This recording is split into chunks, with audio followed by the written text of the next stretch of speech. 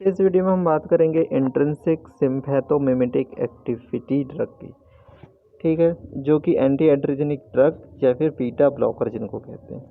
ठीक है, तो इसमें सेकंड क्लास मतलब ये जो है इंट्रिंसिक सिम्पैथोमिमेटिक एक्टिविटी ड्रग भी दिए जाते हैं, लेकिन कुछ कंडीशन में। तो देखते हैं कौन सी कंडीशन होती है। तो सबसे पहले देखो इसका मतलब क्या है। इंट्रिंसिक सिम्पैथोमिमेटिक एक्टिविटी मतलब सिम्पैथोमिमेटिक मतलब ये सिम्पैथेटिक सिस्टम को क्या करेंगे, मिमेटिक। तो इसका मतलब है तो ये एड्रेजेनिक के जैसे काम करेंगे। फिर एंटी एड्रेजेनिक ड्रग कैसे कहला रहे हैं, तो इसका सिंपल सा लॉजिक है। सिम्पैथोमिमेटिक एक्टिविटी मतलब ये क्या होंगे, पार्शियली एगोनिस्ट होंगे और पार्शियली एंटागोनिस्ट होंगे। मतलब कुछ कुछ जगह क्या करेंगे ये मिमेटिक और कुछ कुछ जगह क्या करेंगे, ब्लॉक करेंगे। ठीक है, तो अब देखते हैं कि ये ऐसा क्यों है, मतलब इन ड्रग को किन पेशेंट पे देते हैं।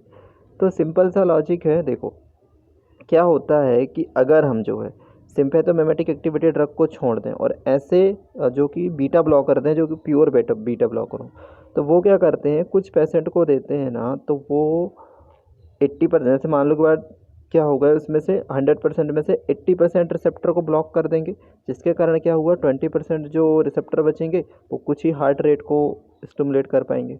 ठीक है, और कुछ कुछ में क्या होंगे कि वो 20% ही ब्लॉक करेंगे, 80% उसमें रिसेप्टर बचे रहेंगे, जिससे हार्ट रेट ज़्यादा होगी।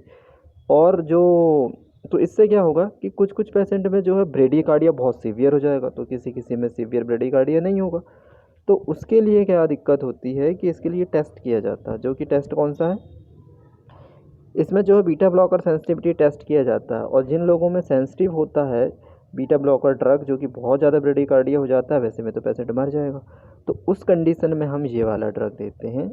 ठीक है, जो क्या करता है, पार्शियली एगोनिस्ट होता है और पार्शियली क्या होता है, एंटागोनिस्ट। मतलब कि ये कुछ रिसेप्टर को जहाँ ब्लॉक करेगा वहाँ पूरी तरीके से नहीं करेगा, मतलब कुछ वहाँ से हार्ट रेट मिलेंगी और कुछ ब्लॉक भी हो जाएंगे। तो इस प्रकार से जो है उसको ब्रेडिकार्डिया नहीं होगा। तो ये सिंपल सा रीजन।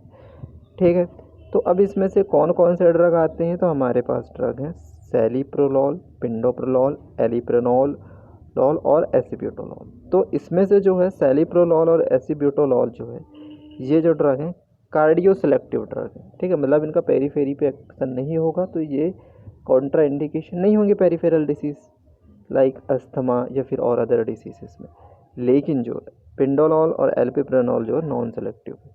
ठीक है, तो इनको पेशेंट को हम उन पेशेंट पे दे सकते हैं जिनको सेंसिटिव हैं बीटा ब्लॉकर से और बहुत ज़्यादा ब्रेडिकार्डिया जिनको हो रहा है। लेकिन कहानी ये है कि कुछ लोग सोचेंगे यार तो फिर सारे लोगों को यही दे दो। तो सारे लोगों को ये इसलिए नहीं दे सकते क्योंकि भाई जो इस चीज़ से सेंसिटिव नहीं है उनके लिए तो वही बेस्ट है ना, क्योंकि वो ज़्यादा एफिकेशियस है। ये इनका डिसएडवांटेज क्या है कि ये लेस एफिकेशियस होते हैं, तो ये उन पेशेंट को दे सकते हैं, तो काफ़ी हेल्प हो जाएगी। ठीक है, तो आई होप कि ये वीडियो आपको समझ में आया होगा। Thank you.